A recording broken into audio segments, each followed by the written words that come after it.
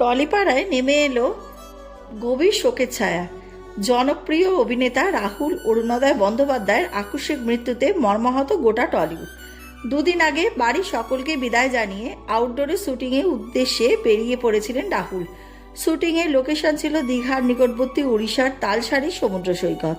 তিনি গিয়েছিলেন একটি সিরিয়ালে শুটিং করতে, ভোলে বাবা পার করেগা। শুটিংয়ে তার সঙ্গে উপস্থিত ছিলেন সহ অভিনেত্রী শ্বেতা মিশ্র। জানা যায় সমুদ্রের মধ্যে একটি ড্রোন শট নেয়ার পরিকল্পনা ছিল। ঠিক সেই সময় ঘটে যায় দুর্ঘটনা। হঠাৎই একটি বড় ঢেউ এসে সবকিছু বদলে দেয়। একটি মত অনুযায়ী বোট থেকে পড়ে যান রাহুল এবং শ্বেতা মিশ্র।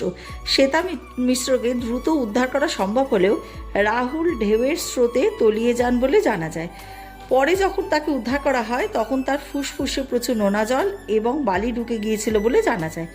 পরিস্থিতি দ্রুত গুরুতর হয়ে ওঠে। সন্ধ্যা প্রায় 6:10 নাগাদ তাকে মৃত বলে ঘোষণা করা হয়। তবে এখান থেকেই শুরু হচ্ছে রহস্য। স্থানীয়দের একাংশের দাবি তখন কোনো শুটিং চলছিল না, রাহুল নিজেই সমুদ্রের দিকে হাঁটতে হাঁটতে গভীরে চলে যান। আরও একটা বড় প্রশ্ন উঠে এসছে, রাহুল কতক্ষণ সমুদ্রে ডুবেছিলেন। রাহুলের গাড়ির চালকের দাবি তিনি দীর্ঘ সময় ধরে সমুদ্রে ডুবেছিলেন, কিন্তু প্রযোজনা সংস্থার দাবি মাত্র 5 মিনিট থেকে 7 মিনিটের মধ্যে তাকে উদ্ধার করা হয় এবং দুই বক্তব্যের মধ্যে বিশাল ফারাক। তাহলে সত্যিটা কি? কেন পর্যাপ্ত নিরাপত্তা ব্যবস্থা ছিল না? কেন সঙ্গে সঙ্গে উদ্ধার করা গেল না? কেন প্রত্যেকে এক এক রকমের বক্তব্য দিচ্ছেন? সহ অভিনেত্রী শ্বেতা মিশ্র এই ঘটনার আকস্মিকতায় গভীর শোক প্রকাশ করেছেন। পরের দিন বিজয়গড়ের বাড়িতে আনা হয় রাহুলের মৃতদেহ। শোকের ছায়া নেমে আসে গোটা পরিবার এবং টলিউডে।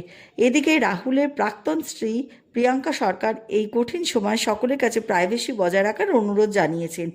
পুলিশ ইতিমধ্যেই তদন্ত শুরু করেছে, কিন্তু এখনও থেকে যাচ্ছে একটাই প্রশ্ন, এটা কি শুধুই দুর্ঘটনা নাকি এর পেছনে লুকিয়ে আছে কোনো অজানা রহস্য?